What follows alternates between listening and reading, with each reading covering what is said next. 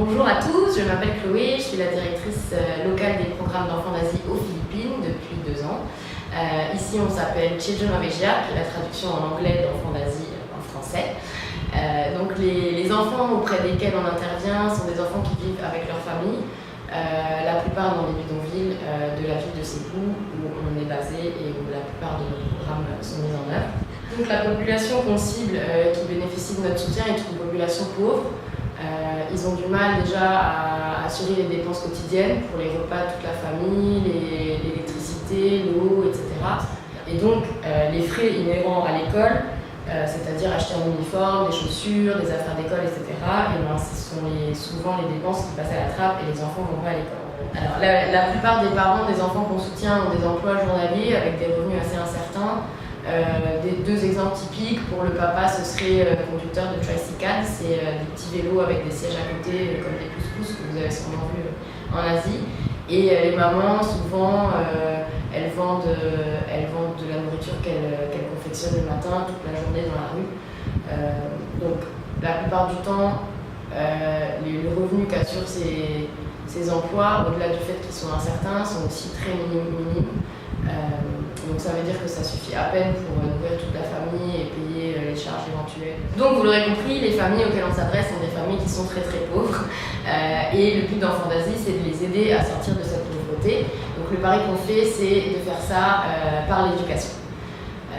Donc pour la rentrée scolaire qui sera en juin 2016, parce qu'aux Philippines, l'année scolaire va de juin à mars, on aura plus de 400 enfants qu'on enverra à l'école et leurs familles qu'on soutiendra également. Donc pour illustrer le type de soutien qu'on apporte aux enfants qui font partie de nos programmes, on va prendre l'exemple d'une petite fille qui s'appelle Michelle. Elle a 11 ans, Michelle Aronto précisément.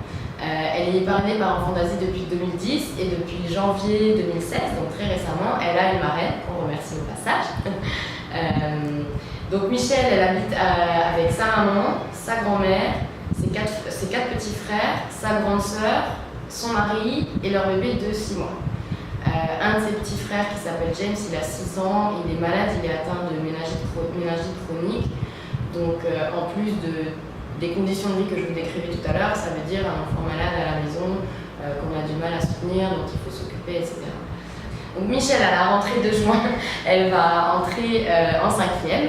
Et donc avant la rentrée, elle va avoir une réunion avec tous les enfants qui sont aussi dans le programme à Ermita, avec l'assistante sociale, et on va leur distribuer des bons d'achat. Donc avec ces bons d'achat, elle pourra s'acheter un sac d'école, des affaires de l'école, des fournitures scolaires, des cahiers, des stylos, etc. Aux Philippines, à l'école, on porte un uniforme, donc elle devra aussi s'acheter un uniforme et des chaussures qui dépendent de l'école dans laquelle elle va.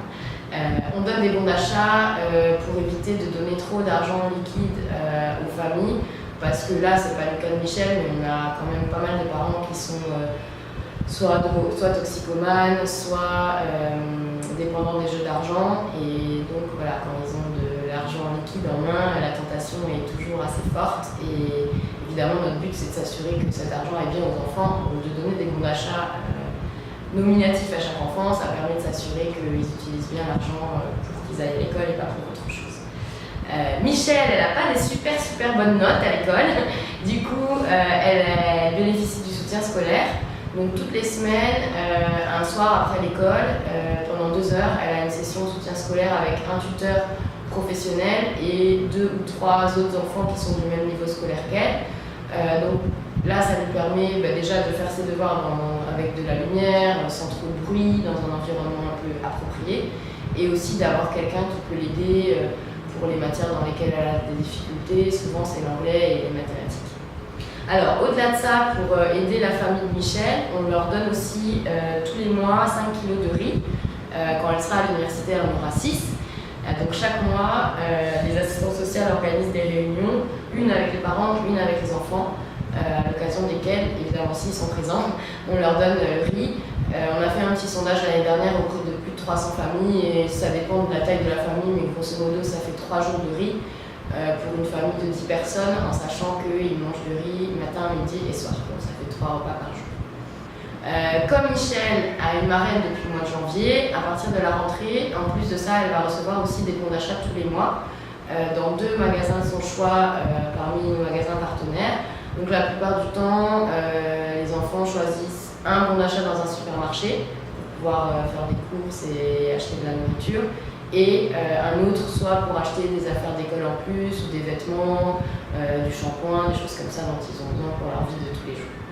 Si Michel tombe malade ou si jamais il lui arrive quelque chose, évidemment Enfants d'Asie est aussi là pour l'aider. Donc on a souvent des enfants qui sont malades et évidemment les familles ne peuvent pas payer les médicaments ou même la consultation du médecin. Du coup ils viennent nous voir et selon les circonstances on leur apporte un petit soutien supplémentaire. Vous avez dû le remarquer, vous qui êtes parrain, parfois ça nous arrive aussi de demander aux parrains de donner un petit peu plus ponctuellement pour pouvoir permettre de couvrir ses frais. Donc on a parlé de la rentrée, mais là pour l'instant ici aux Philippines c'est l'été, donc les vacances d'été c'est avril et mai. Évidemment vous vous doutez bien que les enfants dont on parle, ils ne partent pas en vacances et ils n'ont pas non plus accès à des activités d'été du style sport, musique ou d'autres choses.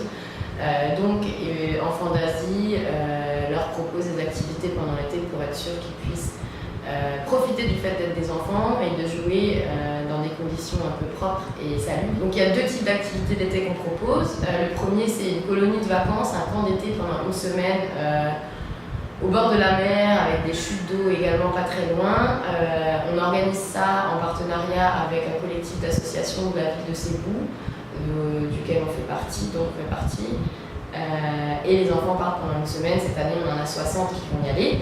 Et alors les autres, qu'est-ce qu'ils font? Et ben, pour les autres on propose des activités dans la ville de Cebu, dans différents lieux en fonction de où ils habitent. Donc ça peut aller du sport à la salsa, avec des danseurs de salsa professionnels, en passant des activités créatives, etc. Donc ça permet de s'assurer que les enfants ne traînent pas dans la rue pendant tout l'été. On peut aussi, selon les cas, leur proposer des activités un petit peu plus éducatives pour qu'ils continuent à utiliser leur cerveau pendant l'été. Donc vous avez vu, Enfants d'Asie aux Philippines propose vraiment un accompagnement global des enfants. On ne se contente pas seulement de les envoyer à l'école, on essaye aussi de soutenir au mieux leur famille pour que leur qualité de vie soit la meilleure possible et souvent leur rendre un petit peu de dignité qu'ils n'ont pas toujours. Donc la clé de ce dispositif d'aide, c'est le travail des assistantes sociales. Donc on a 3 assistantes sociales qui sont salariées d'Enfants d'Asie à temps plein. Et quand on dit à temps plein, c'est même à temps plus que plein, parce que souvent elles travaillent 150% du temps. Donc les assistantes sociales visitent les familles régulièrement, visitent l'école, rencontrent les professeurs des enfants pour s'assurer que tout se passe bien. Elles voient les enfants régulièrement. Donc vous l'aurez compris, l'équipe ici aux Philippines se mobilise corps et âme pour apporter le meilleur soutien possible à ces enfants et leurs familles. Au nom de toute l'équipe d'Enfants d'Asie à Cebu, des enfants qu'on soutient et de leurs familles, je tiens à vous remercier vraiment du fond du cœur, les parrains, les marraines, les donateurs, les bailleurs de fonds, évidemment l'équipe à Paris et les administrateurs bénévoles, puisque sans votre soutien et votre implication, on ne pourrait pas faire tout ça pour nos enfants d'Asie.